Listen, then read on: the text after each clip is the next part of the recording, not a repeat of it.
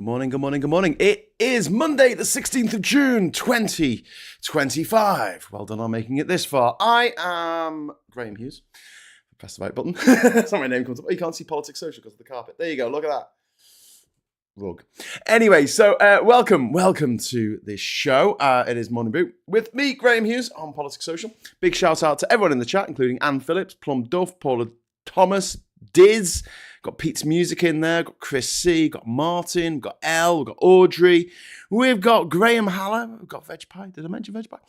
We've got Sarah Davis, we've got Millie, we've got Michael, we've got Tripod, we've got Joanna, we have got Vendetta, and so many others. If you'd like to join our beautiful friends in the beautiful chat, all you need to do is hit the subscribe button. Hit the subscribe button, wait for 1 minute, and you will be able to write stuff and it'll appear on the screen. Amazing. But don't be a troll or we will get rid of you. We have lots of wonderful moderators in the chat. You'll see them with a spanner next to their name.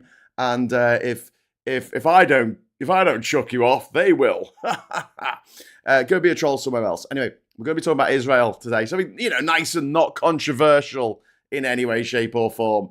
We're going to be talking about Israel. But what I wanted to hone in on is Benjamin Netanyahu and his motivation for attacking Iran at this juncture. Why now? Why now? Why Iran? Why now? Let's get into it. So the world is watching as Iran and Israel exchange missile fire in a terrifying escalation in an already volatile region.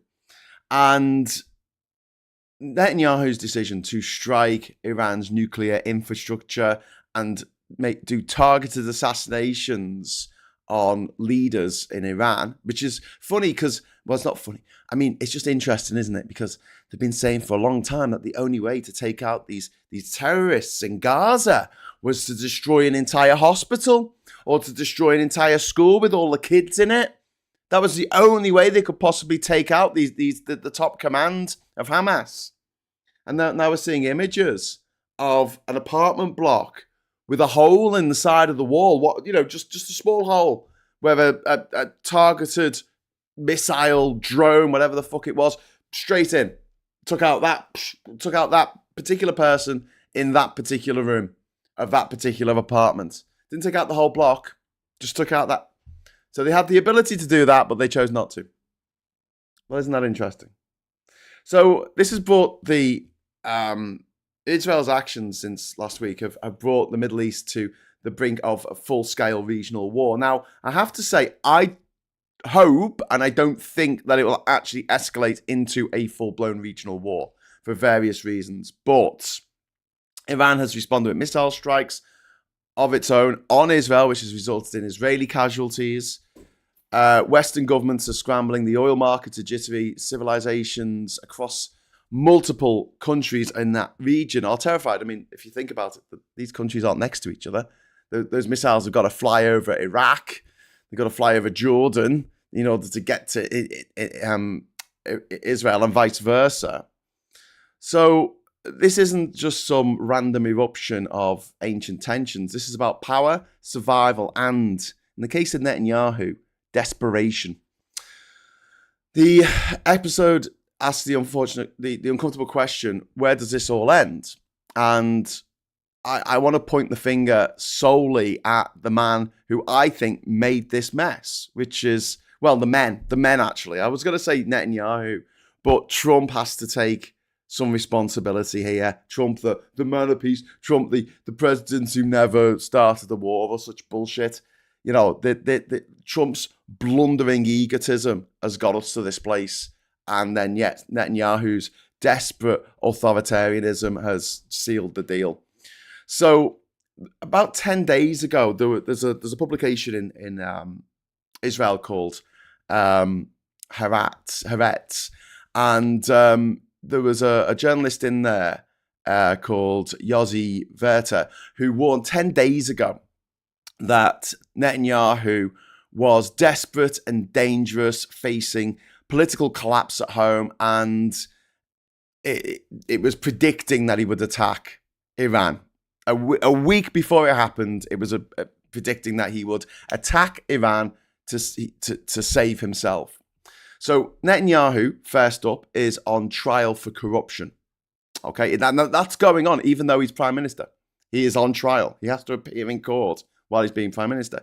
His coalition is fracturing, not because of the Gaza war or the blood spilled or the failure of October the 7th, but because of an internal squabble, which is caused by the ultra-Orthodox group in parliament, in the Knesset in Israel. They are very much war hawks. They want war with everyone. They're very fundamentalist religion, lunatic people. If they were Muslim, we would be calling them the Taliban. But they're Jewish, so we don't. But they are like the Taliban. They're Wahhabist style, ultra lunatic fringe of this particular religion. And they're threatening to leave the coalition running the government at the moment in Israel and force elections, essentially, or force another kind of, I don't know, coming together with different groups in the parliament over there. I don't think that's possible. I think it will go to an election, a snap election maybe, but an election nonetheless. But what their problem is not the fighting, it's not the bloodshed, it's not the bombing, it's not the missiles, it's not the fact that over 50 hostages have still not been returned. It is because they don't want to be conscripted. Okay, so these are the people saying, we want war, we want war, we want more war, we want blood everywhere, blood on the streets, blood in the buildings, blood in the schools, blood in the hospitals.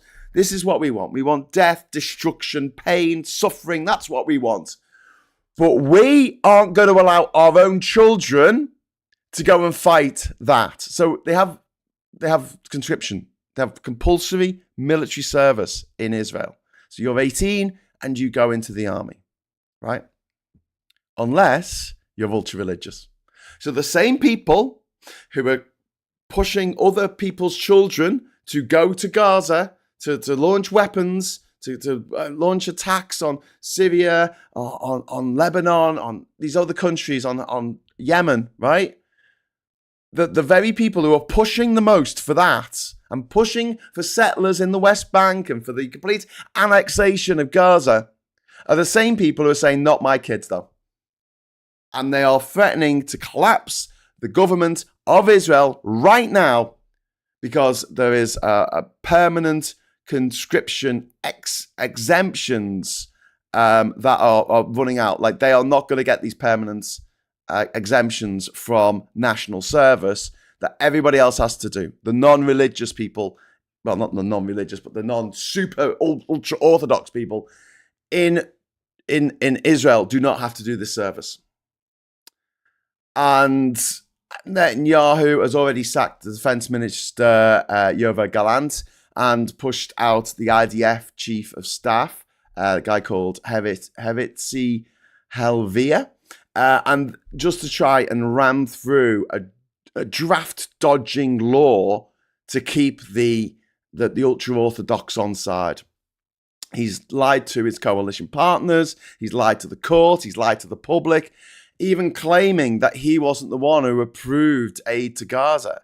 And now, with his back to the wall, what does he do? He does what every tin pot, authoritarian, crackpot, dickhead who's ever been in charge of anywhere in the world ever does. He starts a fucking war. Another one. Another front. An eastern front to go with the western front of Gaza. And this comes just days before there was an agreement scheduled for yesterday. Yesterday, there was an agreement to renewed inspections of Iran's nuclear facilities. Bibi couldn't have that. Bibi couldn't have a second deal like the one Obama negotiated in 2015. He couldn't have that because that would take away some of his weapons to try and keep himself in power, to try and keep himself out of court, to try and keep his government together.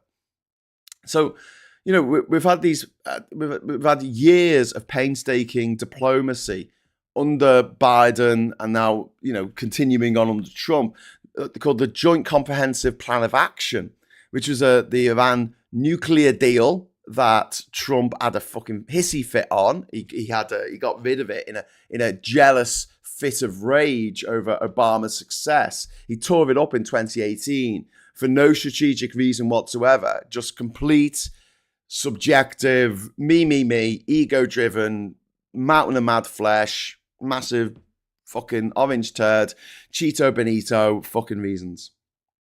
So this is, let's be clear here, right? Iran, right? Despite the fact it's got a shitty government, and I'm not going to argue with anyone who says that, because they do, Iran is still a signatory to the Nuclear Non-Proliferation Treaty, the NPT. Israel, my friends, is not. Israel still hasn't formally acknowledged that it owns nuclear weapons, even though it has had nuclear weapons for over 40 years now. It's capable of 80 to 200 warheads, maybe more. We don't know. We don't know because they don't open up their facilities for inspection. This war is not about stopping nuclear proliferation. It's about Netanyahu's obsession, his need to play strongman, and Trump's habit of leaving the global order in chaos in order to further his agenda back home, which is to make lots of money. He doesn't care how it happens. He's just there to make loads of money. And Iran, Israel, Gaza, Ukraine, Yemen, all this is just distractions for him. He just wants to make money. Doesn't give a shit. Doesn't give a shit. And this is, the Iran's retaliation this time. Remember 6 months ago, this all kicked off. Was it October, November last year? And Israel sent over missiles. It did some targeted assassinations. And then Iran responded with hundreds of rockets, but they were all taken out by Israel's Iron Dome. Okay, that was kind of like a symbolic gesture. They had to say, all right, we're going to attack you back. But Israel was like, yeah, whatever. And then it was left, it kind of, left smoldering, but the flames weren't flying up in the air. This time, the flames are high. This is a new phase. This is not a shadow war. This is overt state versus state missile attacks. And the timing is beyond suspicious. The fact that this happened, Netanyahu ordered those strikes just days before it looked like we were reaching a new agreement to replace the agreement that Donald Trump had gotten rid of in the fucking first place. And then everyone was like, why are you getting rid of this? He's like, because I hate Obama. I'm a fucking child. I'm a little man baby with tiny hands and squeaky wheel tanks. Oh my God. We'll be talking about that in Stateside tonight. I was going to talk about his shit parade and the protests over the weekend this morning, but then I realized we've got Stateside tonight. So we're going to be talking about that tonight. So this the timing is beyond suspicious. Netanyahu needed a distraction. His allies needed in the parliament over there needed a unifying cause, and Iran's agreement to being inspected by the International Atomic Agency, it was blown out the water. Like that, it needed to be blown out the water because if Iran had let that happen, it would have taken a huge part of Netanyahu's defense against being deposed and thrown in jail, where he fucking belongs, out of the. It would have taken it out of the equation, which it may well have done. And this war also risks bringing in other actors such as Hezbollah in Lebanon. You've got US forces in the region, Saudi Arabia, who hate Iran. You've got the UAE, and even global oil shipping routes have been affected by this. We've seen a huge spike in oil prices last week. It went up by 10%. It's come down a bit since then, but again, another reason, something I keep harping on about, is why we need energy self-sufficiency, and how any true Brit, any true patriotic, nationalistic, fucking jingoistic, bunting bellend in this country who doesn't think that we should have energy self-sufficiency is essentially working for Qatar. I don't know. Or Russia. I don't know. Or maybe Angola. I don't know which other country they love more than this one, but it's certainly not the UK. So who benefits from this? Who actually benefits? Well, Netanyahu, number one. Trump doesn't actually benefit from this escalation because he's the guy who I stop wars. I'm going to have the war finished in Ukraine. I'll have it finished in 24 hours. Yeah, right. How you doing with that, Donny? Is that like your wall? So you fucking, where's his wall? Why does no one ever ask him where his fucking wall is? He said he was going to build a wall. It was going to be a big, beautiful wall. That's what he said. He said this 10 years ago. He was going to build a wall. He was going to get Mexico to pay for it. Where's your fucking wall, Donny? Why does no one pick him up on this? That was his central plank to his policy in his first term. His central plank to his policy in the second term is getting rid of all the migrants. But he's fucking chickened out of that, hasn't he? Because Taco Man always chickens out. He said, oh no, if you're working for companies or in a farm or in here, we're going to carve out exceptions. Because all the farmers who voted for Trump were like, hang on, you're sending all my labourers back? No one's working for me anymore. I can't do the harvest this year. What are you even doing? My God. Anyway, so who benefits? Trump, to a lesser degree, but Netanyahu definitely. The arms manufacturers, authoritarian regimes. I mean, you could argue that the Iranian regime is gonna benefit from this because the Iranian regime not too popular in Iran. But if your country's being attacked from external powers, you always have this rally around the flag effect. You just do. It's like economic gravity. It's just part of the reality of the network of reality in which we live in this world. You know? It's like you can't get away from it. Your country's attacked by another country. People rally around the flag. And so they were thinking of achieving some kind of like, I don't know, some regime change by doing this. I think they're in cloud cuckoo land. I mean, they might do a targeted attack on the supreme leader, Khomeini, in Iran. But, I mean, they might. They've been told not to by America, but do they ever listen to America? I don't think they do. So, you know, any politician who thinks, you know, who thinks war can save their lives, not their lives, but their political skin, let's say. The political skin at the ballot box is going to be looking at this situation going, yeah, all right, that makes sense. I'll do that. Is the US going to stop me? No, the fucking US isn't going to stop you because the US is weak. The US is being humiliated on a daily basis. Now, I mean, the people who voted for Brexit really hated the UK, right? They just fucking hate this country. You talk to them, all they do is talk this country down. This is the worst place ever in all the world. In fact, they hate immigrants so much they're going to become one and move to Spain or the UAE or something if they're rich. If they're not rich, they're going to be stuck here in Scunthorpe or wherever the fuck they are. In America, anyone who voted for Trump hates America.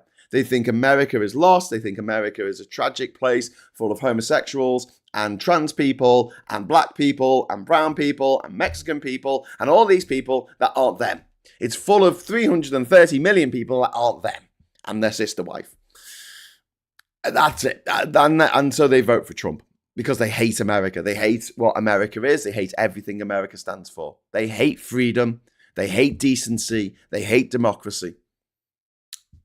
And yeah, this is part of the course, isn't it? They've made America, like the Brexiters in our country, made our country a laughing stock, made people look at me with pity while I travelled around Europe in 2017. They looked at me with pity when they found out where I was from. I've never had that before. It was a horrible sensation. I mean, Jesus Christ. You know, like I was a victim of you know, these swirling forces of multimillionaires and billionaires, privately educated, neo-aristocratic fuckwits like Farage and Boris Johnson, all those gobshites. And in America, same thing. America's lost so much of its kudos around the world. Everyone's laughing at them. They're showing videos in Russia of the comparison between Russian military parade, where everyone's in lockstep, and American military parade, where they're all just shambling down the street like it's fucking 11 o'clock at the pub and they've all just been kicked out. You know, it's like the squeaky fucking tanks and no one turning up. Everyone's laughing at America. No one takes America seriously. And the thing is, the countries that needed to take America seriously, like China, like Xi and like Putin in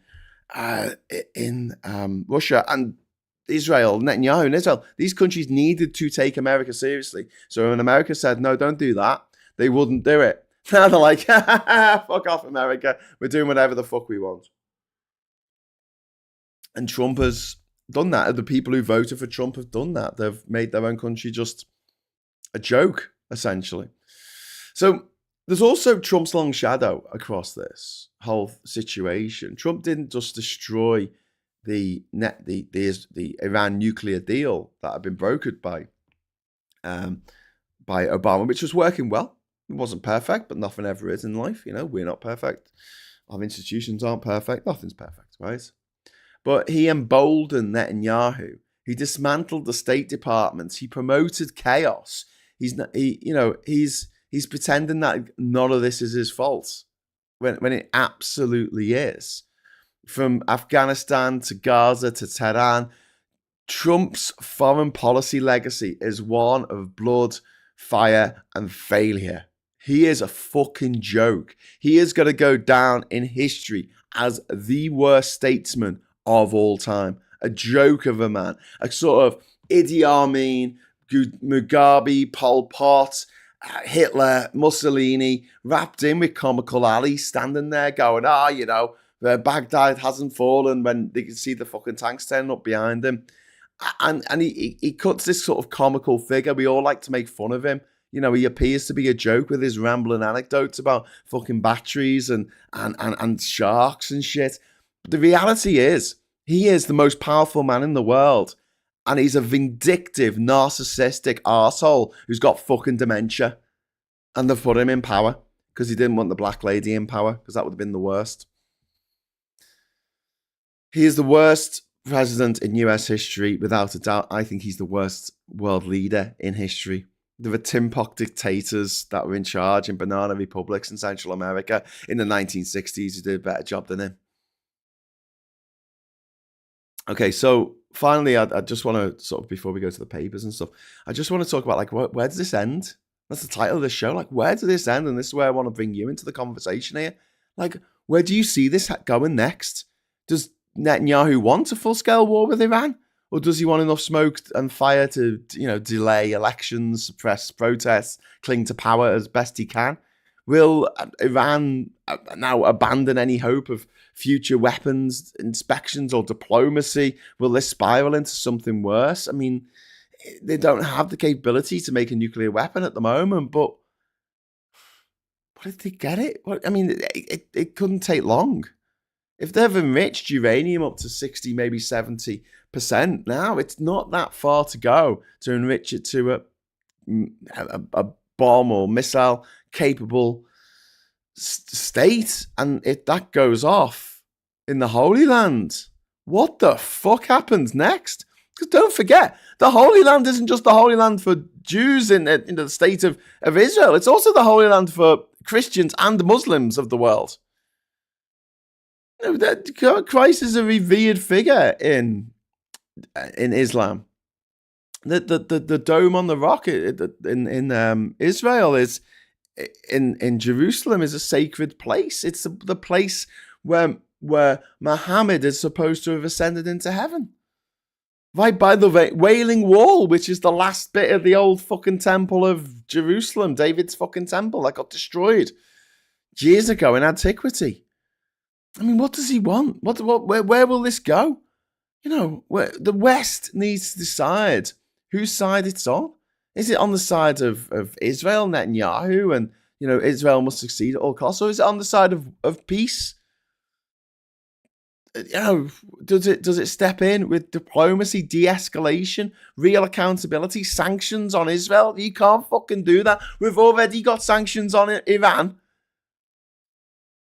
and how much fucking blood in must be spilt because of people in Israel, in America, in Hungary, in Russia. How much blood must be spilt to placate the egos of broken men? It's 2025. I can't be more fucking frustrated about this situation. We could have had world peace by now. I'm not kidding. I'm not some naive dickhead who's never been and seen the fucking world. I've seen it for myself.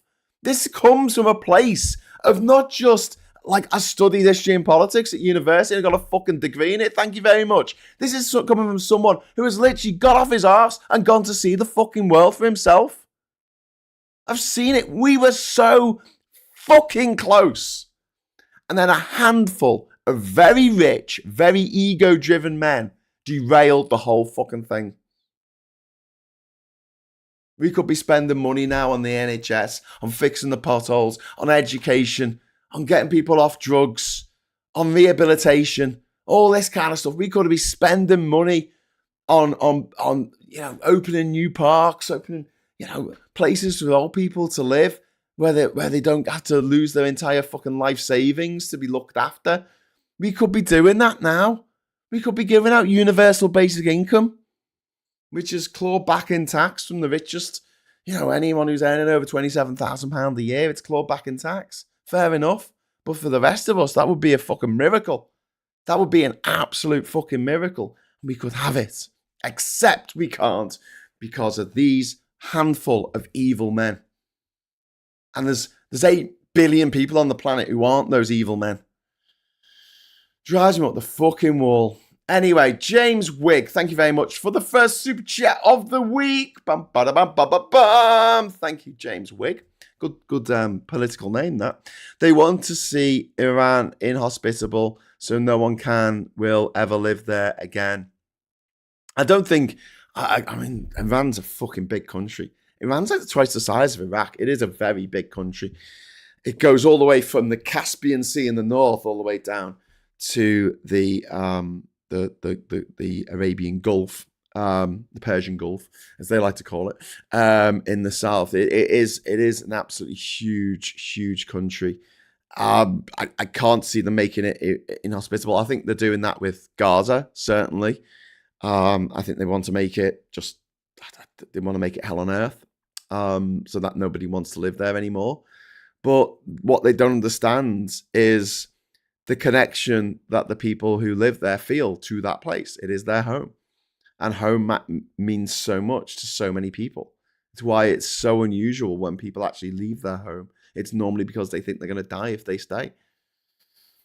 Rosie2911, thank you very much for the 5 Politics Social gift memberships. That is really, really kind of you. Thank you. You are the best. You are the best. So Alex Wayne, The Cheese Factor, GJ Thomas, and Seagull Gunner, you are now members of the channel. Welcome new members to the channel. You now get a little rose after your name if you want to leave a comment. So Darren says it's hard to see hope from where we are. I think things will get worse, but all roads lead to Trump, and it's just too many MAGA nuts are either ignorant or covering for him. Well, Darren, I'm going to get into this a bit more tonight, and stateside at 9 o'clock with me and Mikey Famine. I think that Trump has done his dash. I think that this is over now. I think that the rest of the Trump, I think this weekend, when no one turned up for his shitty parade, and yet 10 million people were out protesting on the streets against him, I think that he is now a lame duck. Everything he has tried to do since he started as president has fucking failed miserably. All of his executive orders have been a fucking disaster. Have been an absolute unmitigated disaster. Trump always chickens out has just come around again and again and again. He says he's going to get rid of all the migrants. All the people who were there illegally in America, he says. No one's illegal, but, people who were there illegally, I'm going to get rid of them all. And then earlier this week, he said, oh, no. Trump always chickens out. He said he was going to put tariffs on all these countries. Within a few days, he took the tariffs off and said, we're going to have a pause for 90 days. Do you think on July the 9th or whenever the 90 days is up, you think he's going to have deals with 200 fucking countries from around the world? Is he fuck? He's got to deal with one. Even the deal that the one we have with the US, the one that was negotiated by David Lammy and his team, and Jonathan Reynolds, that isn't compulsory. It says at the top of the deal, it says none of this has to be done. None of this is compulsory. None of this is. Absolutely nothing he's tried to do has fucking worked. The Doge cuts have actually cost the US government even more. His big bastard bill is stumbling through Congress at the moment, and they're saying, well, if you got even Marjorie Taylor Greene, the Karen of all Karens, going, oh, I didn't know there was a clause in there about not looking into AI, not putting any restrictions on AI for 10 years. And I'm like, so you didn't fucking read the thing you voted for? Nice one. If I could stop politicians doing one thing, it's, well, force them to do one thing, force them to vote on the bills that day, force them to read the bills that they vote on. Even in this country, they don't do that. It really fucks me off. It's your fucking job, mate. Do your fucking job, okay? Hey, listen, I'm not a monster. I know reading a 1,000-page document takes a lot of time, especially if you're a slow reader like Marjorie Taylor Greene. But I'll tell you what, run it through ChatGPT or something and say, give me, do this as bullet points and bring up anything that you feel should be in my attention. And do that. Spend a few hours looking through the bill. But there you go. They should send Tony Stark with the Jericho Mountain Buster. Job done. I've come to the conclusion humans just can't get on, says Plum Duff. No, I've come to the absolute opposite conclusion, Plum Duff, and I don't, like I say, I don't feel like I'm naive saying this. I'm not some beauty queen. Well, clearly I'm not, but I'm not some beauty queen winner, there with the trophy going, I wish for world peace. Genuinely, there are only a handful of people around the world that are fucking it up for everyone. And they genuinely are fucking it up for everyone. And because our governments have been so shit at getting control of the internet, social media now AI, and putting in sensible provisions to ensure that these things are operated in an ethical way, it's just the fucking Wild West. It is the absolute Wild West. And we have a world in which children as young as 7 are being exposed to the most horrific kind of pornography. You've got people, young men who are vulnerable, who are being targeted by these disgusting, grotesque abominations like Andrew Tate and misogynistic scum like that, who's saying, women, you got to treat them really bad. You got to treat them mean, keep them keen. No, you don't. No, you fucking don't. And I saw on Twitter, on TikTok the other day, there was some woman influencer, and she was saying about, this drove me fucking mad. Like, I think I said bollocks and then blocked it. But it was like 7 ways to ingratiate yourself with women or something. It was like pick up artist bullshit. But it was coming from a woman who was like, I've studied human behavior and psychology or whatever bullshit she made up. And she said, you need to look out for if you walk into a room and the women get a little bit nervous around you, that might be because you're really good looking and you don't realize how good looking you are, and they're nervous because you're so good looking that they kind of get a little bit nervous around you. And I'm sitting there going, what? You're basically telling young men to make women nervous, and that's a good thing? If a woman looks nervous around you, that's a bad thing. That is always a bad thing. Even if you are the most beautiful, good-looking, handsome motherfucker on the fucking planet, your first job should be, when you walk into a room, is to put everyone at ease. And having, I've called my book Man of the World for a reason, I'm not particularly unsuccessful in this particular field. I put people at ease. I always have done, always will do. I don't see people who are fucking scared of me. I'll come in and tell a joke and just get everyone to chill out and just be myself and just try and be a good person. Try and make people enjoy the time they're having with me. Unlike, some fucking psychos who are watching this Andrew Tate like bullshit and go, no, I need to make women scared. I need to walk into the room. And then they all look at me and go, oh shit, I hope he doesn't fucking literally attack me because he's a man. Oh, I must be doing well here. Look, she looks terrified. Jesus Christ. And yet no one's coming down on this like a ton of bricks. This is allowed to be on TikTok with 9,000 likes. And I'm like, what the fuck? What the fucking... Anyway, just back to Israel for a moment before we move on. Netanyahu is not about defending Israel. He's about defending himself. And the same way that Trump is not about making America great again. He is about making himself great again. That is what he wants to do. He wants to make as much fucking money as possible through selling his watches and his gold teeth and his bullshit fucking side hustles. He's made $600 million from his fucking, some of his mad little side hustles since he got inaugurated. $600 million. Trump is about making the world burn to soothe his narcissism. It's about power, desperation, lies, and money. These are very, very wealthy men who do not want to go to jail. They want to die eating a burger on the fucking toilet, on their fucking gold toilet. That's what they want. But yeah, I don't have. I've never been a accelerationist. I don't think that things have to get really, really bad before they get good again. I think people's reaction to the way that they have been treated by the right hopefully will galvanize more action. But we need decent leaders on the left. We need to work together on the left as well. It's one of the reasons why on this channel I changed the name from Labour Social to Politics Social, and I encourage people who are, cross-party, anyone who's on the left, and want us to work together. I don't want this whole if they're involved in this, I'm not going to be involved in this, because I really think it's unhelpful when the right, they might pretend that they don't, these Tories going, we don't like Nigel Farage, we don't like what he stands for. Yeah, they didn't like fucking Boris Johnson before they made him leader, did they? Do you remember people saying, "Oh no, but all the Tories they hate Boris Johnson, so I'm not going to vote for him"? No, because they saw a way to stay in power, and it wasn't through Theresa May, so they dumped her and got Boris Johnson, even though they fucking hated him.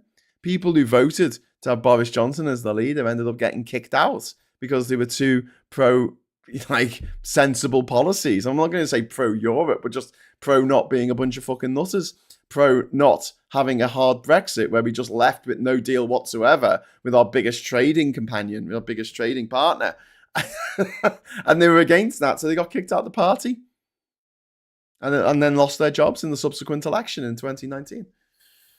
So yeah, they might say they don't like Farage, but they'll fucking do a deal with him. So he only runs refuck candidates in Labour constituencies. The Tories take the rest. Joanna, if I was at a party and you needed to find me, all you had to do was look in the corners for the person trying to hide. Says Joanna. That happens in parties for everyone. Sometimes I go to a party and I'm not really in the mood. But it can be difficult. And people who make it seem easy, they don't always feel that way. One of my issues isn't necessarily, I'm not introverted, I don't think by any stretch of the imagination, but I do suffer from, what's it called? That thing where you don't believe what you've done. It's like, I kind of have a lack of self-belief, where you feel like, because I've talked about this when I feel like I didn't actually go to every country in the world. I feel like I watched someone else do it. Like I watched a TV show of me going to every country in the world, but it wasn't me. I was being played by an actor. Imposter syndrome. That's it. Imposter syndrome. I suffer from that quite a lot. And I often feel like when I'm in when I go to the Labour Party conference or something, I feel really, really out of place. I feel like I shouldn't be there. When I go to a posh bar and there's lots of people there sort of braying as people do in posh bars, I feel like a little bit like, am I supposed to be here? And when someone asks me for my advice or my wisdom, heaven forfend, I always feel like a bit like, I don't know if I'm old or experienced enough to actually be giving advice on this matter. So I don't know. So yeah, that's something that sort of comes with the territory. But this is something that's quite common with people on the left. We're sort of crippled by self-doubt, whereas the people on the right, they think that everything they do is amazing. They think they're brilliant at everything. These have-a-go fucking heroes who are like, yep, stand aside, I'll do this. And then they do it and they fuck it up in your front of you. And then you're like, you just fucked it up even worse. And like, no, I didn't. No, it's fine. It's okay. We just need to do X, Y, Z. I've got the answers to absolutely everything. And I'm like, I don't think a lot of us have the answers to everything. Not least of what to fucking do about the Middle East, where Netanyahu has well and truly lit the match in this powder keg situation. Imposter syndrome, says Alan. Thank you for putting that in. I hate Boris Johnson, says Mr. Tisk. I hate him too, my friend. Peter says Liz Kendall, with her anti-disabled policy of cutting PIP, is dragging Labour down. Starmer should not tie himself to her. Yeah, I mean, go and look. We've got to save £5 billion here. Okay, well, should we stop subsidies to the fucking oil companies? No, I've got a better idea. Let's take it off disabled people. Because, and this is the mentality, some of them might not really be disabled. They might just be pretending for the fucking £3.50 a week. Great. They might just be pretending so they get a chairlift, a stairlift even. Chairlifts are skiing, innit? They might just be pretending so they get a stairlift put in place in the house. They might just be pretending to have ADHD so they can have a comfortable chair to sit in while they do their shows. They might just be pretending to be deaf so they can have fancy hearing aids that don't actually get subsidised by the government. I'm glad you changed from Labour to politics, as I've just joined the SNP. And oh my God, they have got so many resources I can tap into, which is great. I also run a WhatsApp group here in Durham, a Reform Watch, a WhatsApp group, and it's cross-party. I set it up with my Green councillors for my particular ward here, and also we have a sea of green and an ocean of fucking refuck in this county. But I've also got Labour members in there, and also members of the Lib Dems, councillors from the Lib Dems as well, parish councillors.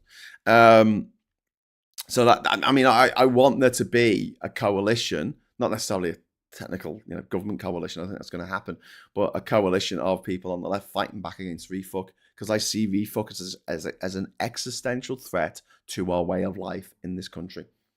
And Farage is just doing that populist shit.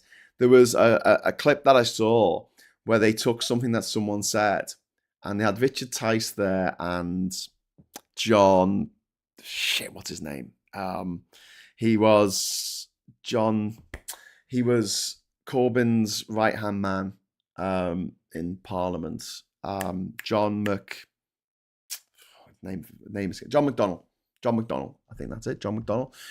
They had them in the studio, and they had a quote, and they had to guess whether it was Nigel Farage who said it or whether it was Jeremy Corbyn who said it, and they got every single one wrong. Both of them got every single one wrong. They thought that Corbyn said it, Farage said it. They thought Farage said it, Corbyn said it. Because both of those politicians like to just say similar shit to get people on board, to have unfunded, uncosted, plithy nonsense that didn't actually have any kind of weight or integrity behind it. It just sounds like politicians trotting out slogans. And if you thought that the cringeworthy adoration of the previous leader of Labour, and I'm not a massive Starmer fan by any stretch of the imagination, but at least he doesn't have a fucking cult behind him. That was so cringe. That was like, I mean, Jesus Christ. But Farage has that. You talk to people who vote for refuck, they love Farage. They love listening to him. They love looking at him. I can't imagine why he looks like a bag of vomit. But, they think, oh yeah, he's beautiful. I need to listen to this man. They're like absolutely falling in love with him in the same way that people fell in love with the previous leader of Labour. Absolutely will defend him to the hilt. Will defend him to levels, both of them actually in this case, to levels that they would not defend their own children. In fact, they would fight their own children who, in defense of these people, of these men. They're just fucking men. They're just squishy little men. They're replaceable. You replace them with somebody else tomorrow. They're not heroes. They're not going to come and save the fucking universe. They're both dickheads who were born into a upper class elite. Well, not upper class, upper middle class elite who went to, both of them went to posh private schools. Farage went to a posh private secondary school. They both grew up in, splendid houses and both got jobs really easily because of the connections that they had through their family and through the people that they associated with. Very, very similar. Very, very similar. Two cheeks of the same arse, some might say. And it's just really, really interesting to see quotes that are like anti-immigration, and they're like, "Who said this? Was this Farage or Corbyn?" And they're like, "Yeah, that's something Farage would say." And it's like, no, that was Corbyn. They say they've something that's like pro miners. You know, I'll march with the miners. Is that Corbyn or is that Favage? And it's like, Corbyn. He's the one who'll march with the miners. No, it was Farage. It was Farage. Wow, it's almost as though he'll say anything to get elected. Yeah, almost like that. Anyway, sorry if I've upset some people who are watching this by making that, making the pointing out the similarities between those two. But tell me I'm wrong. Okay, so I'm gonna head over to the papers now for a little bit of. I'm gonna set a goal. Let's see if we can get 5 super chats, light blue and higher. Got 15 minutes, and I'll extend the show if we do that. I'll extend the show. There you go. Otherwise, we'll wrap up at around 10 o'clock. So there you go. You can bribe me. Put 50p in the idiot. I'll keep yakking on. Right. Morning, Brew. Paper time. Okay, so we got the FT festival. Oh, the sensible one first. That doesn't normally happen. Israel and Iran step up retaliatory strikes. Israel has the upper hand, but toppling this Islamic regime brings risks of fragmentation. Fragmentation. Just making up new words here. Fragmentation. Fragmentation is when you get fragged in a video game. Benjamin Netanyahu said that regime change could certainly be the result of Israel's attack on Iran. I really doubt that will happen. I think people will, even though they don't like the regime in Iran, I think this is going to bolster them. I think this is going to make the regime in Iran stronger than ever. I hope I'm wrong. Historic moment for Secret Service as MI6 announced its first female chief. I thought Stella Remington. Was it Stella Remington? Was it? Was the first chief? Wasn't it? Wasn't it her? I'm so confused now. Was that MI5? Was that different? Because then they got M to be played by a woman, didn't they? In James Bond. That was a long time ago, wasn't it? Israel and Iran broaden war as G7 leaders seek ceasefire. Trump to be urged to resist joining campaign against Tehran regime. Many Israelis shocked by breach of defenses from retaliatory strikes. Well, yeah, I mean, they didn't expect to be. We didn't expect that the Iron Dome would stand up. Here's the thing, right?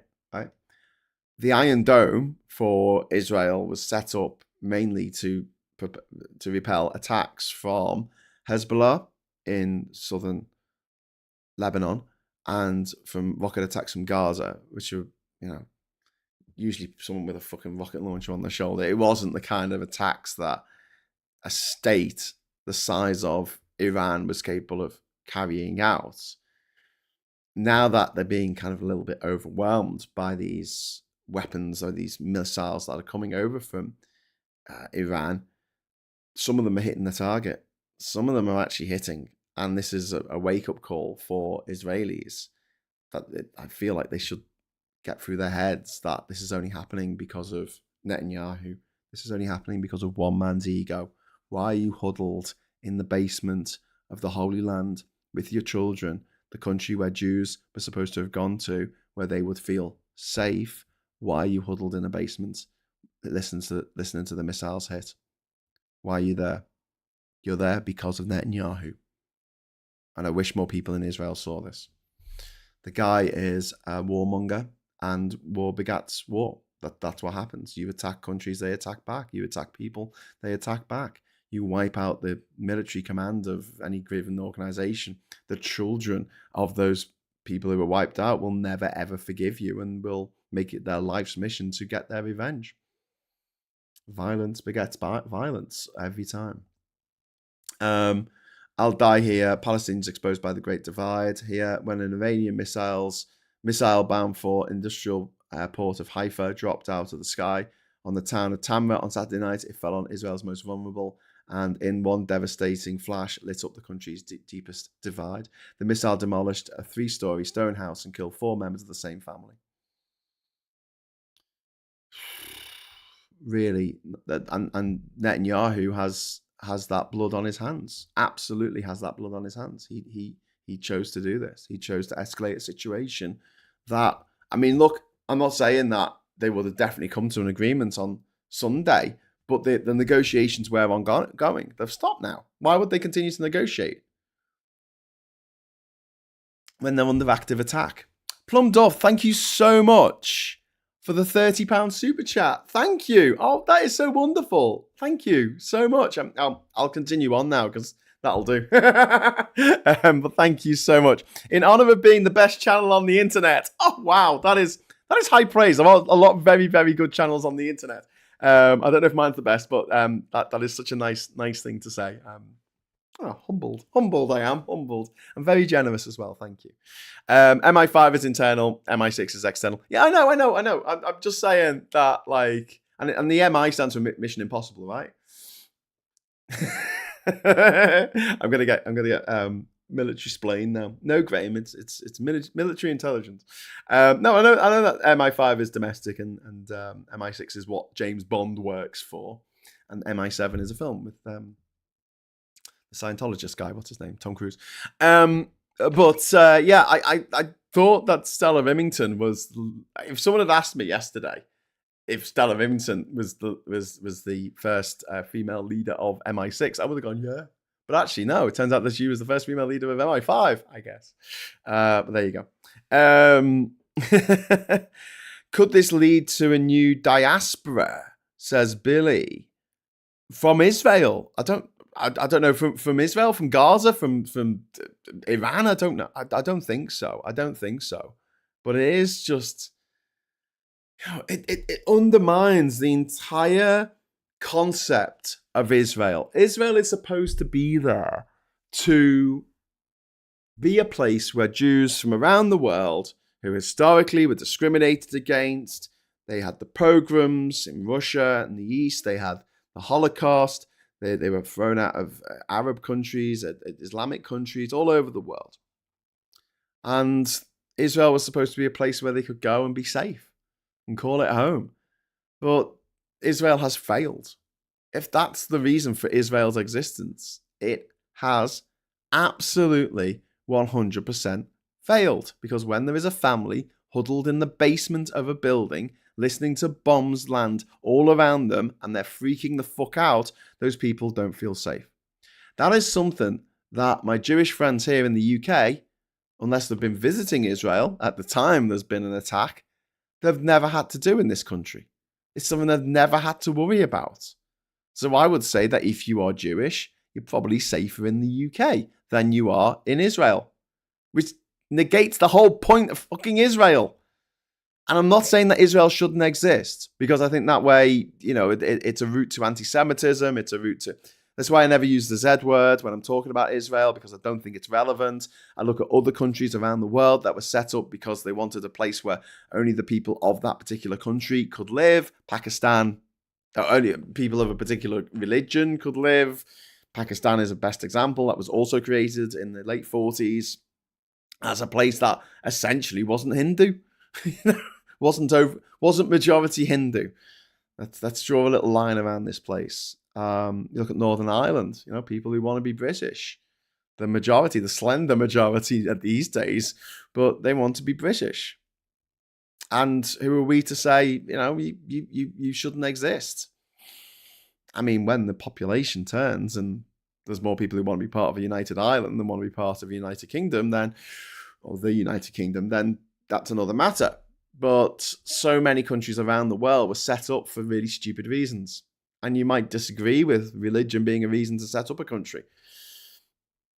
People, you've got a lot of countries where people fight against each other. Yugoslavia being one of the best examples, where you've got Croats and Serbians fighting to the death when both of them shared the same religion. They weren't trying to make a homeland for the people of a particular race. They were the same race. They are the same race. They speak the same language. They speak the same fucking language.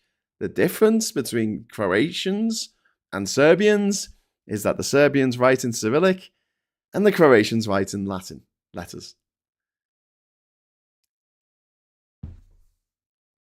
That's it.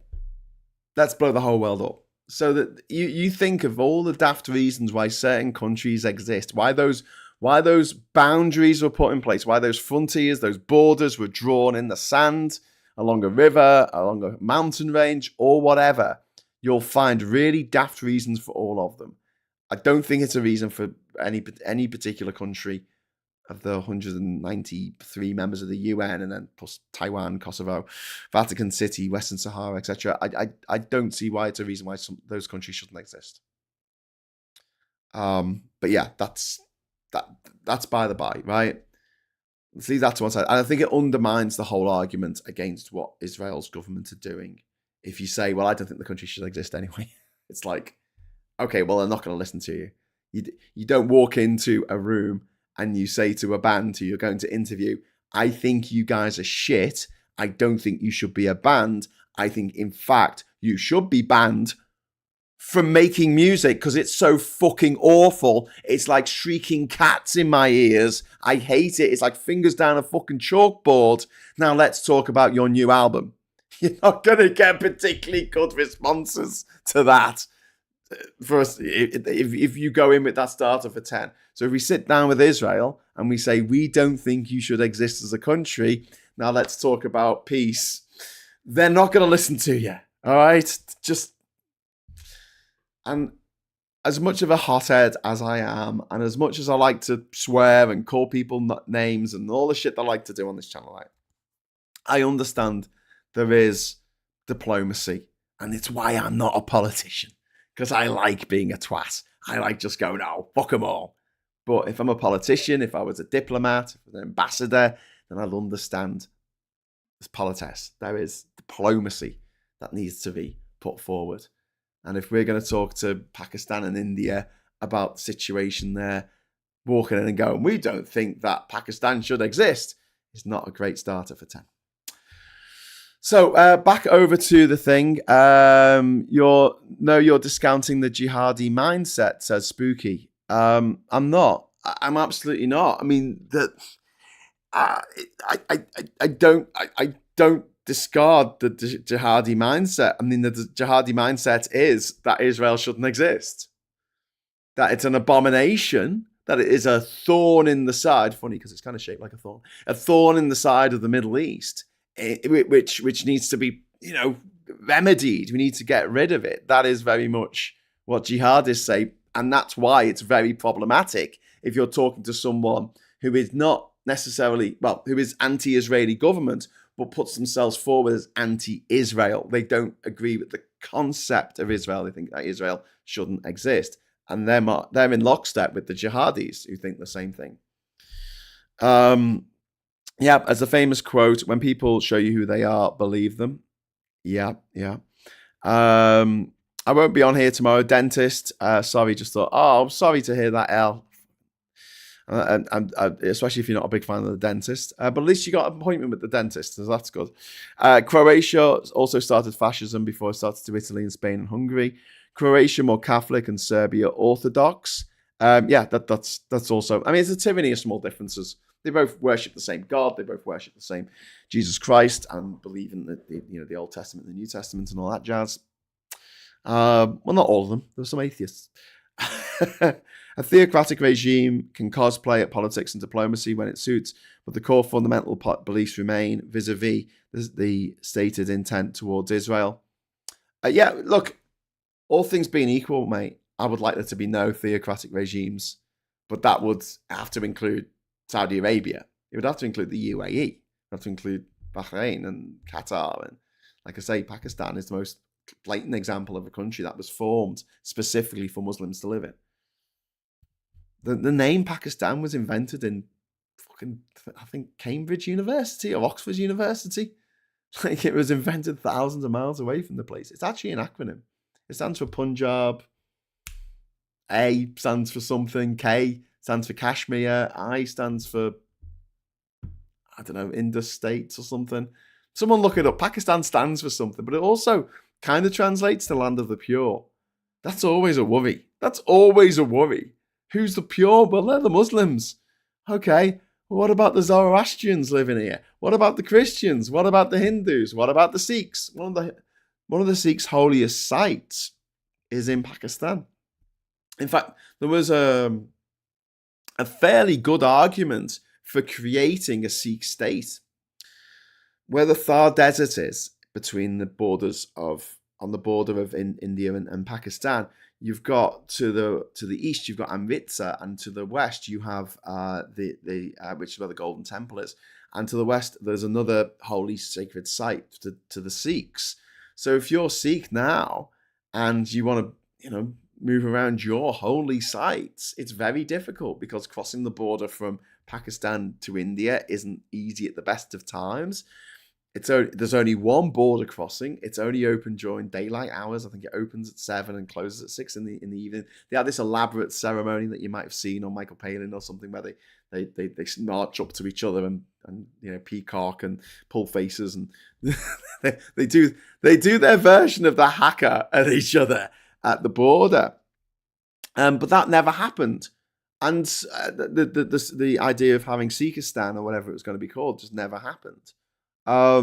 Which in some ways caused more problems than it solved. And then obviously you've got Kashmir, which famously had a ruler who was Hindu, but the actual people who lived there, the majority of them were Muslim. And he didn't make a decision when partition happened. He didn't put his lot in with Pakistan. He didn't put his lot in with India. And they both wanted it. Some messages don't appear on screen with Graham. This is YouTube filtering out certain words. I had it earlier mentioning the Israeli government. Yeah, I don't have control over what comes up in the top chat. So if you see at the top of the chat, there should be options. You can have top chat or you can have live chat. Live chat should show everything. I have this set to top chat just because if someone does try and do something like horrible, then it's easy to get rid of them. Because I can see what they've written, but it doesn't necessarily come up on here. Multi-faith can be done. Zealotry is incompatible with coexistence. Yeah, I couldn't agree. I couldn't agree more. I just said I couldn't agree, which made no sense. I couldn't agree more. I don't believe in any kind of land of the pure. I think humans are humans. They're going to move about. There's going to be people from other places and other walks of life, and long may that continue. Because if you don't have that mix, you end up with inbred fucking morons. And the more further inland you go into America in the Midwest, it's just a sea of weird inbred fucking morons. Not great for a dynamic country in the 21st century. Land of the pure or spiritually pure, says Sarah. Yeah. Then we'll find out what it stands for. What Pakistan stands for. Bangladesh was called East Pakistan before a natural disaster. Well, Bangladesh until 1973 was East Pakistan, yeah, and then they had a war to liberate themselves from Pakistan and become their own independent state. And in that war, they were backed by India, of all people, which is very strange. They had the weirdest border in the world up till quite recently between Pakistan and East Pakistan, Bangladesh and India, where they had these little enclaves and exclaves of each other's countries where someone had just drawn a circle around the village and gone, right, that's part of Bangladesh. But you couldn't get to that part of Bangladesh without traveling through India, and vice versa. You couldn't get to that Indian village in Bangladesh. They've sorted it out a little bit now, but it was one of the wackier sort of borders, along with the border between Uzbekistan and Kyrgyzstan, which was just nuts. There was a joke that Stalin drew the border between those two countries while he was drunk, and that wouldn't surprise me. One of the things I had to do in the second year of my travels around the world, I was coming down from Bishkek,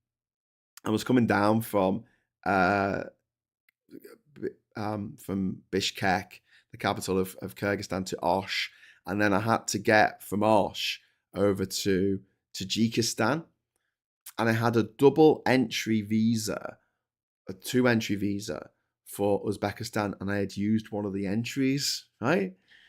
But the road from Osh in Kyrgyzstan into Tajikistan, it went through an Uzbek exclave in Kyrgyzstan, right?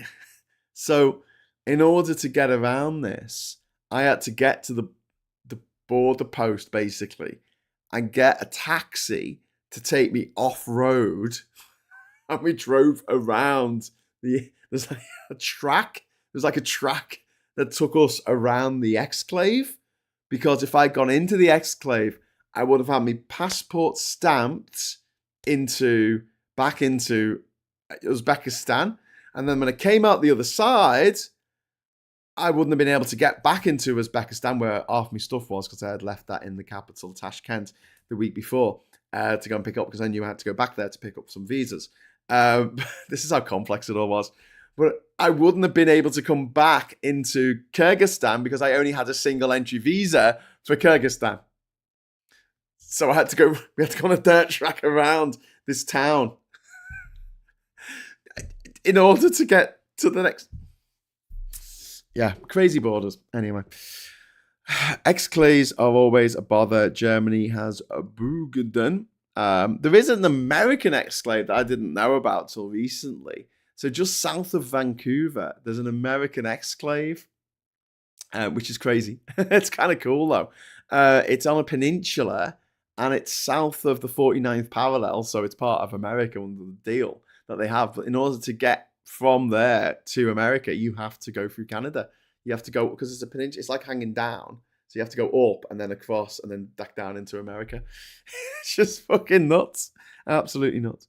That assumes Stalin cared at all. Well, yeah, true. Martin, stay safe. Stay well. Have a good day. Wherever you are, have a great day, Martin. I've been lucky with dentists. Only had one filling. That was when I changed dentists. Suspected at the time it was for the sake of it. I went back to previous dentist ever since. Best dentist I ever went to was in Durban in South Africa. Gave me a crown for like 100 quid. And they made it. They made it in a 3D printer. Or a CND milling machine, or whatever the fuck it's actually called. The Campaign Against Nuclear Disarmament milling machine. It was cool. It was cool watching my tooth get made. My crown. Okay, so we're going to just have a quick look at the other papers, because I realise we kind of haven't finished doing that. We've got this horrible story about skydivers. They were on a dive bought by a boyfriend, and they died, both of them. World crisis. Both sides vow revenge after a day of terrifying missile attacks. So exactly, the people who live in Israel right now are terrified. That's not the point of Israel, is it? G7 leaders desperate to avert full-scale war as death toll rises. So the G7 are meeting in Canada this week. So obviously that's going to be top of the agenda, I guess, now. We could be talking about diving for pearls, but instead, shipbuilding. Trump says full might of US ready for conflict, warning amid fears for Britain stuck in Israel. And there's a shot there of smoke over Mashhad airport in northeastern Iran as Israel strikes further into the country. Mashhad is it's not far from Turkmenistan. It's not far from Afghanistan. I've been to Mashhad. I got the train from Mashhad, the overnight train from Mashhad to Tehran. Seeing that it's a bit upsetting, I've got to say. I hate the government. I hate the government of Iran, but the people of Iran are beautiful. They're just the nicest people you could ever hope to meet, or the ones I met were anyway. Grooming inquiry seeks swift justice for victims. A new public inquiry into grooming gangs will set off local investigations in areas where there have been failures and obstructions by councils. Okay, fair enough. Trump warns Iran might faces full might of US forces. Slimming for free. Some woman pointing at a burrito. That's a very strange thing to do. Oh, we've got a picture of the family. We've got a picture of course. Because, it's not weird to go down the road and just like climb up a tree and take a picture of the guy who lives at number 47, right? With his family, right? With his kids, and then print it out onto paper and then send that paper all over the country. That's not a weird thing to do. There's nothing peculiar about it. And why are we doing this? Because it was Father's Day yesterday. Okay. Say sorry for delay in sex gangs probe. Keir Starmer has been told to apologise for repeatedly snubbing demands for a national inquiry into grooming gangs. Right, let's be clear. He never snubbed the idea of doing another inquiry. He put Baroness Casey on the case to see whether they needed another inquiry, or if the inquiry that the Tories did that took 7 fucking years that they didn't take any notice of, they just put it in a drawer and forgot about, if that inquiry was robust enough. And she's come back and said, no, we need to do more. We need to look into this more. It's gone, okay. And then immediately said, right, we're launching an investigation off the back of her recommendation, because that's the job she was told to do. This is like, we need a road, we need a bypass, we need a bypass. Okay, well, what we're going to do, we're going to spend 6 months looking at whether we need a bypass, right? And then we'll, if we do need a bypass, we'll build the bypass. If we don't need the bypass, we won't. How dare you keep us waiting 6 months? You're damned if you do, damned if you don't. You can't start it without making sure that it's actually necessary. And that's what Starmer tried to do. Like I say, I'm not particularly wedded to Starmer in any stretch of the imagination. But this reeks of desperation by the Tories and by refuck, for that matter, to try and jump on an absolute horrific tragedy, something that is sickening, a sickening thing that happened in this country and may still be happening. We don't know. But to use this as a reason for attacking the government is sick, as far as I'm concerned. Absolutely sick, especially as, you know, the Tories had 14 years to do something about this and did nothing. They launched an inquiry and did nothing. And that is worth pointing out time and time and time again. So let's go on to the Daily Mail here. The drumbeat of doubt over Lucy Letby's conviction has grown so loud now that justice demands an urgent resolution one way or another. I mean, how could a blonde white woman do such a horrible thing? Do you think that the Daily Mail would be running a campaign to forgive and forget Lucy Letby if she was black? If she was Muslim? What if she was trans? Starmer in full retreat over grooming gangs. After inquiry U-turn, he now orders probe by Britain's FBI. Yes, it's not inquiry U-turn. This isn't. They're trying to sell it as a U-turn. It's not a U-turn. Mate, that's really clear. I wish Labour had some kind of, I don't know, press department or something, or social media department that could rebut this shit, you know? But they don't. They leave it for me to do. me and Phil. Millions to be invited for NHS dementia and cancer trials. That's fantastic. App will notify patients and offer treatment to aid research. That's a really good step, I feel. Another thing about losing weight. I stopped counting calories and then lost 8 stone. That's really fucking helpful. Okay, great. A miracle happened to me. And a miracle could happen to you too. Here you go. Have some false hope.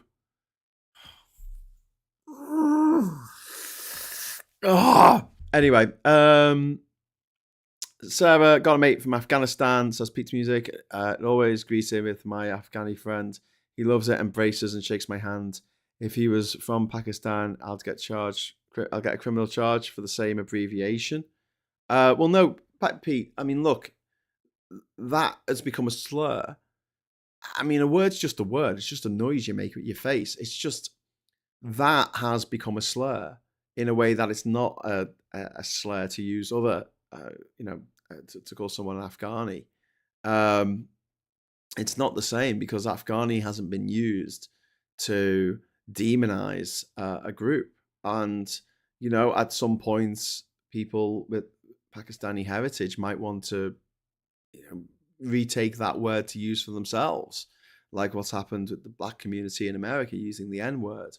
And that's fine. I feel like they can use it for themselves in the same way that I can make fun of my own family, but people who aren't part of my family can't. You can fuck off, I'll defend my family to the hills if it's, some external person who doesn't know me or my family starts slagging us off.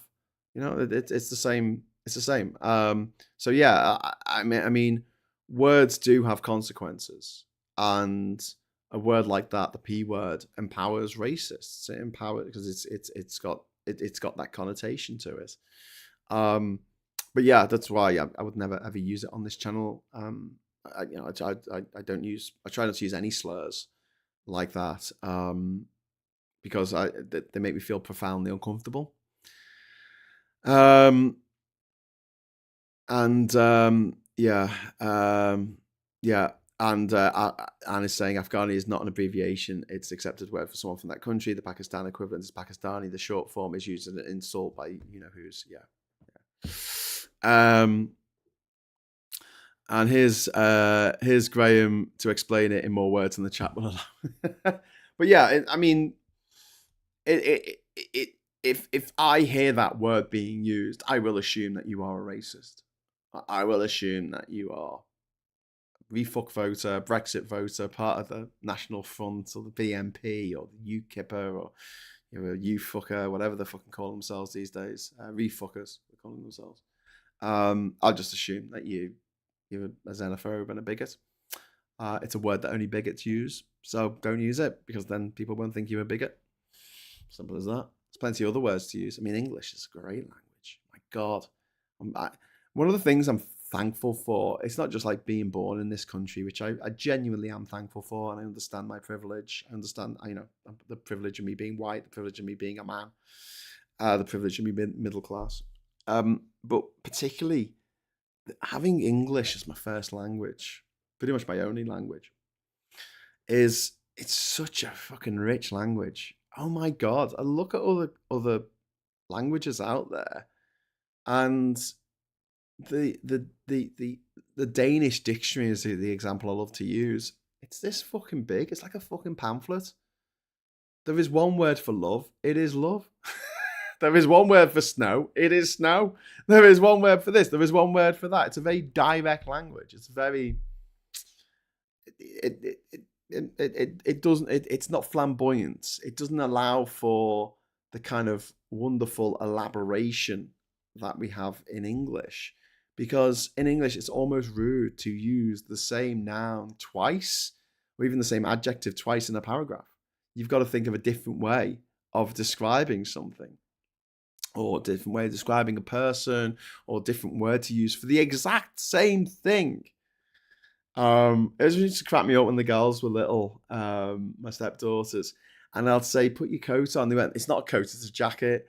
And I'll put your seatbelt on. It's not a seatbelt, it's a safety belt. And I'm like, there is more than one word or expression for the same thing in English. It's what makes English so magical. It's fine.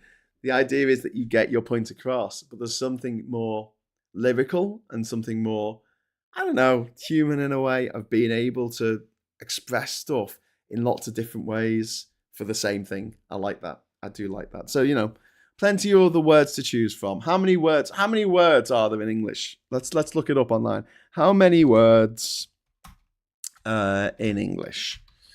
How many words are there in English? The estimates range from 500,000 to 1 million. The Oxford English Dictionary lists around 171,000 words currently in use. That is, while English language offers a vast number of words, most people only use and recognize a fraction of them, often in the range of 15,000 to 20,000 words. So how many words in Danish? So how many Danish words are? This is where I get one. About the Danish language, 300,000 separate words are represented in Danish. Or maybe they do have as many words. People are saying it's much, much bigger than English. Wow. Okay. What? Danish, like any other German language except English, it's a compound language. You can add almost any word together to another word to make an infinite number of words. Okay. That's compounds aside. You're just putting the words that exist together. Okay. Cool. I love Googling stuff while I'm doing this. So yeah, because it's a compound language, they do have a lot of different words that can be put together. But as a structure for a language, original words, and there's a lot fewer in Danish than there are in English. Unfortunately, we don't have an exact number because the internet is shit. Although it has told me how to say how many in Danish, which is fromage, fromage, fromage. I hope I'm pronouncing that correctly. Spanish is 93,000. English is a simple language, dude. That's why it's used a lot. It's simple in the way that there's no masculine or feminine. We don't necessarily change the ending of all our words to suit where it's being used in a sentence. However, it is complex in the fact that the nouns are so fucking... a lot of the words, not the nouns, the verbs, the adjectives, they're so ridiculous. Like if I say go, I mean, the past participle is went. That's ridiculous. That's not even slightly the same word. It's a completely different word from a completely different language. But that's the word for go for yesterday. However, English is more forgiving, I feel, than other languages. So if you say something like, I go the chip shop yesterday, no one's going to misunderstand what you mean. They're not going to think, oh, what you meant was, what you meant was I went to but still, it doesn't matter. You still get the gist of what people are saying, which is what English is good for. Spanish language favorites is Graham morphing into Susie Dent now. I love Susie Dent. She's brilliant. She's worth a follow on Twitter if you're still on there. English is a duplicitous language, as it is a trading language. So we can say something, but it can mean something different. No other language is like this. Yeah. There was a sentence, wasn't there, that was going around on Facebook that I saw the other day. And it was, you could put the word not into the sentence in anywhere in the sentence and it would still make sense, but it would mean something different. Which is kind of cool. Right, okay, so back over to the papers. We're on to the I. RAF on standby to defend Israel as conflict with Iran escalates. I really hope we don't get drawn into this shit. This is Netanyahu's fucking cock up. And I think that Netanyahu and has to fucking sort it out, not us. Why should we come in when he fucking started it? Oh, I'm being attacked. Yeah, you started it. If you're outside the pub and your mate starts a fucking fight with someone, and he's like, oh, when he starts to fucking lose, and he's like, oh, can you give us a hand? I'm like, oh, fuck off, you started the fucking fight, you dickhead. You finish it. There is the Daily Graph here. Why films really did look better in the old days. Fucking hell, they know their readership, don't they? Germany is the hippest holiday again. Okay. And then we've got the Daily Telegraph. Trump vetoed plan to kill Iran leader. I mentioned this earlier. White House refuses to approve attack on Khamenei as it seeks to avoid wider conflict. And then we have the Tanjana Maria, a 37-year-old mother of two, has become the first woman to win a title at Queen since 1973 after beating 8th Amanda blah blah blah and Andy Moriarina. The first woman to win a title at Queen's. What? I don't really understand this. How is she the first woman to win when it was a women's championship? Can someone explain this? The first woman to win. That's what it says here. I know it's only small on the screen, but it says the first woman to win a title. I think it means mother. I think she's the first mother to win a title at Queen since 1973. But they've put woman instead. They put the word... Fucking hell. Someone sacked the sub-editor. Female QB... Someone explains to me, up to this point, if you want to explain it to me, because I don't really know this tournament, was Queen's always a male tournament until 1973, and then there was a female, some woman won it. It became a female tournament. Now it's a female tournament again because she beat a woman. She wasn't playing against a man. Were they playing mixed doubles? What is happening? Someone explain it to me. Did they make a mistake? Am I going mad? How can she be the first woman to win since 1973 a women's tennis championship? Someone explain it to me, please. Thank you. Have they not held it since... Is this the first time it's been held since 1973? Did they put it on ice? I don't know. Female Q beats Beijing Barbara to lead MI6. Weird way to fucking explain what's happening. NHS drugs to be more expensive under US trade deal. Britain is paying more for US drugs as part of a deal to avoid future trade tariffs from Donald Trump. Oh, that's nice. So British people are going to die because of Donald Trump. Maybe you should remind people whose parents are being treated by the NHS and having to wait years to actually get seen. Maybe say, well, if you don't have to pay so much on drugs because of Trump, then we wouldn't be in this situation. Maybe mention that to any fuckers who think that Trump has something valid to say about anything. Civil servants allowed to spy on bank records. That's not good. Politicians should learn that history is not just a rhetorical device. That's from Robert Toombs, whoever the fuck he is. PM's grooming gang curbs a distraction. All right, mate. And grid to run without gas for the first time. Britain's electricity grid operators will attempt to keep the country's lights on without burning gas for the first time ever this summer. Woo! That'll be good. Fucking do it. World fear as Middle East erupts. You'll pay a heavy price. Netanyahu's warning to Tehran over deaths of civilians and children.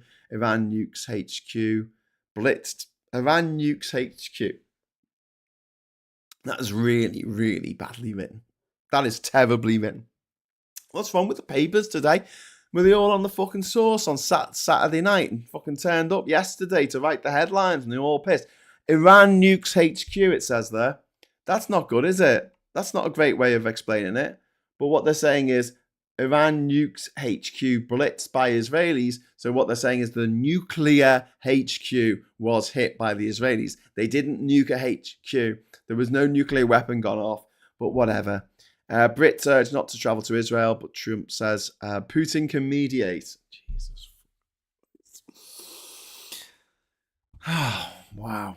What a time to be alive. What a time to be alive that the President of the United States of America is so sick, so craven, so stupid, so inept, so incompetent, such a monumental see you next Tuesday that he says, America's not really going to take a role in peace negotiations. We'll leave it to Russia, who's currently having their own fucking war against Ukraine. Let's put them in charge. My God. My God. Queens is a men's tournament. Oh, okay. It was an all-male competition until this year. They haven't had a women's tournament there for years. Okay, fair enough. I just didn't understand that context. So thank you for adding that context to me. I think I'm going mad here. I'm like, why is you? And also with it being called Queens, it could be a gay tournament, I guess, but you naturally think, well, it's called Queens. That's got to be for women, hasn't it? That's my inherent misogyny coming out there. Sorry, ladies in the chat. Putin can mediate, for fuck's sake, says Tiz. I know. Are we going mad? I just like did someone press the NAD button? What has happened? Is there something in the water supply? It's making us all fucking hallucinate or something. It was a trans tennis competition. I don't know. Here we go. Paula Thomas has spent £5 to put me right. Thank you, Paula. I like being corrected, even more so when it's an actual super chat that comes in to correct me. Queens was a men's only tournament from 74 to 2024 inclusive. Fucking hell. Really? That is a man's only tournament in 2024. They had a man. And you've got all these fucking weirdos like Graham Linehan and Elon Musk and J.K. Rowling going, trans people are stopping women from doing sport. Meanwhile, big tennis tournament that women aren't allowed to be in. But they used to be allowed to be in, but then they stopped allowing women to be in it. My God, that is just mind-blowing. Sounds like the grid is confident. Good news. That is fantastic news. We need to uncouple the price of the unit energy of energy from gas. I mean, if we're not burning any gas whatsoever in the grid, why are we basing the cost of our electricity on the gas price? The interesting thing about English, says Joanna, is it embraces stealing words from other languages. A lot of other languages try to protect themselves. Yeah, like the French have the Académie Française or whatever it's called, don't they? The Language Academy, which they make sure that they change any given word, so computer becomes unador. That's the Spanish, isn't it? I can't remember. It's something like that. But then weekend is still le weekend. I never understood that in French. Why isn't it le derrière samedi? Samadi Derriere. I don't know. Why isn't it? I suppose that takes too long to say. But yeah, I like I really love the fact that English is a magpie language. It doesn't have a word for something. It just steals it from someone else. And we get these really interesting words in English, like pajamas and joppers and things like that. And they just fit perfectly into English. It's fine. It's a foreign word, but we don't give a fuck. We'll just take it. Solar panels and batteries, says Harori. Robert Toombs is a British historian at Cambridge, a PSM kid, and runs History Reclaimed, a revisionist website that states it's anti-woke. Fuck off, leave history alone. Leave history alone. Just tell us what happened. I don't want your fucking fetid imagination about like what you wish had happened or how we were actually the good guys in that massacre that we perpetuated. You know, in that famine that we caused happen. Yeah, we were the good guys really somehow. And to say otherwise is woke. Piss off. Rosie, they are very similar, to be fair. What's very similar? Eastbourne is a women's tournament, says Paula. Ladies did Eastbourne when they weren't allowed at Queen's. Just what is this world? I mean, don't forget until the 1980s. The 1980s, right?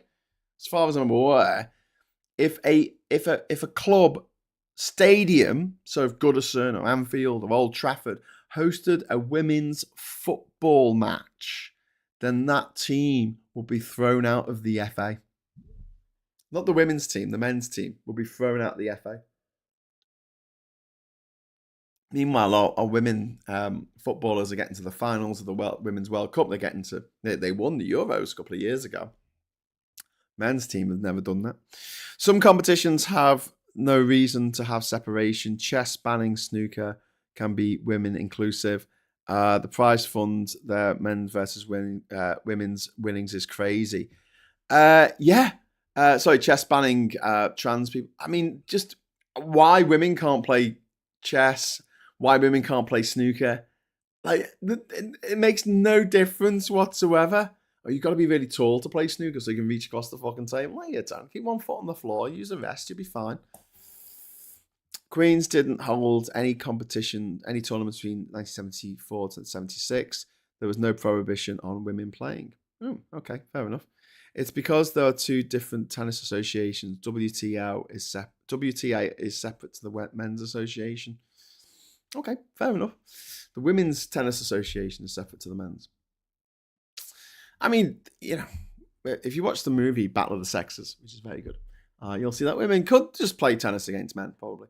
But it is ridiculous that women get paid so much less than men.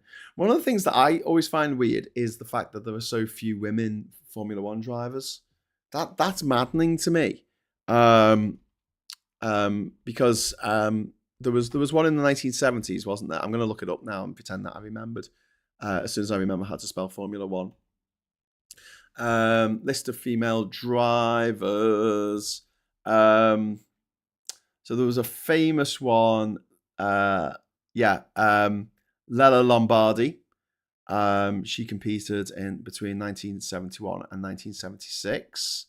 And she finished sixth in the 1975 Spanish Grand Prix. The first woman was Maria Teresa de Filippis, who entered 5 races between 1958 and 1959 in a Maserati 240F. Wow, that's a cool looking car. I mean, dangerous as fuck, but a cool looking car nonetheless. Maria. Let's have a look at Maria here. She in the late 1940s, the end of World War II, de Phillips developed an interest in motorsports. Okay, cool.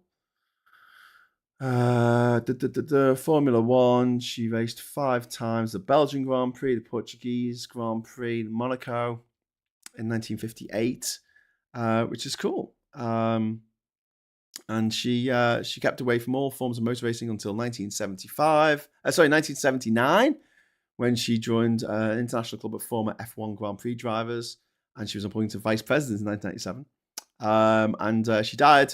De Filippis died at the age of 89 in 2016, along with loads of other celebrities that died that year. As of October 2024, the last woman to have driven a Formula One Grand Prix event was a former Italian former Formula 3000 driver, Giovanna Amanti, who signed to Brabham at the beginning of the 1992 season, but she failed to qualify for 3 races in which she was entered. She was replaced by Damon Hill, who also failed to qualify in the same car. In the 6 out of the 8 following races he entered. So I don't think it was the driver. I think it was the car. Susie Wolff, test driver for Formula One. But what I don't understand about why there aren't more women in Formula One is like one of the advantages in horse racing as well. I know there are some women, female jockeys, but like the being as light as possible in those cars can make the difference between winning or losing, because it's just a fraction of a second. So wouldn't it make sense for like a woman who is maybe only 4'9" to be racing instead of some, big lumbering man? And that is, there is an inherent layer of sexism in Formula One. Is seen as a man's preserve, driving like a twat. Do they still have the pit women that come out holding up the boards in their fucking bikinis? There's a lot of deep-seated misogyny in it, not helped by the likes of Bernie Ecclestone and Oswald Mosley's fucking offspring. What was it, Max Mosley? Liked a bit of slap and tickle, that man, apparently. Liked to dress up as a Nazi when he was having sex. Let's put him in charge, eh? BUFU Mike says, wasn't there some mad poll a few years ago where a large proportion of male tennis players thought they could either break the serve of the Williams sisters, lol? Well, yeah. I mean, there's a lot of men who think they could, just men who don't play tennis, who think they could hold their own against women tennis players. I don't really think that is true. Pete says, has anyone heard the new Biffy Clyro single? It's fucking ace. Hello all, by the way. Biffy Clyro playing Glastonbury, so I might Glastonbury it. I might go and see them. Good old Biffy. And not to mention Sabine Schmitz, R.I.P. Yeah, peeps, got a slow brain today too. What's going on? Well, Billy, we were talking about Israel, but then we started talking about the sex scandal, the grooming case that we're going to have an investigation into, and now we're talking about female Formula One drivers, because this is Morning Brew with Graham Hughes, and we are just going off on a mad tangent all the fucking time, because that's the way it works. Anyway, I think you've put enough 50p's in the idiot. I'm gonna power down now. But before I do, I'm gonna say thank you so much for watching. Thank you for all the enlightening chat. Thank you for the super chats. Really appreciate that. You keep the channel alive. It's alive. I'll be back at 9 o'clock tonight, stateside, with Mikey Famine. We're going to be talking about Trump's parade with his squeaky fucking tanks. So the joke is going to be now forever. It's going to be when like someone tells a shit joke, you used to get crickets, right? Like shooting stars. But now it's going to be a squeaky tank. It's going to be the sound of that squeaky tank. It's going to be the go-to sound effect. We need to get that on the soundboard. Mikey, we need to get that on the soundboard. Squeaky tank on the soundboard. We need it. So yeah, if we can sort that out, that'd be great. But we'll be talking about Trump's parade and my belief that he's done his dash now. Trump is now a lame duck president. He has got as far as he's going to ever get in his presidency, and now he's just going to play golf for the next 3.5 years and just pop up now and again to talk absolute shite at people. I really think that his wings have been well and truly clipped. Not that he had wings, I think. Well, maybe like a Balrog has wings rather than an angel. There were more women in motor. There is a website called Speed Queens about them. Well, there used to be loads of women pilots back in the 1920s and 30s. Amazing pilots. I mean, the first person to travel around the world in less than 80 days was a woman. It was Nellie Bly. It was a woman. It wasn't a man. The first person to travel across the Middle East, cycle across fucking Persia, as it was then, was a woman. She dressed as a boy. She pretended to be a boy. Ooh, don't tell J.K. Rowling about that. She'll lose her fucking mind. But yeah, the Nellie Bly went around the world in the 1870s, I think it was. She did it as a competition with another woman. They both left from New York and they raced each other around the world. And whoever got back to New York the first, one went east, one went west. And whoever got back to New York the first was declared the winner. And she did it in 73 days with a clutch bag and some US dollars, British pounds, and fucking French francs or something stuffed into her bra. Fucking incredible. Actually, this is well before bras. I don't think bras had been invented back then. Bodice, I don't know, a corset, whatever the fuck they wore back then. Lame Donald Duck says, L. I love that. Lame Donald Duck. Can we call him Lame Donald Fuck? Anyway, Sabine beat Clarkson around the Nuremberg ring in a van. Yeah, exactly. Exactamundo, my friends. Anyway, thank you for watching. I hope you have a great rest of the day. Like I say, I'll be back at 9 o'clock. If not, I'll see you tomorrow at 9 for the next morning brew. And until then, I'll say give us a like on the way out. Like, quick, like. And I'll say hello, good evening, welcome, and goodbye.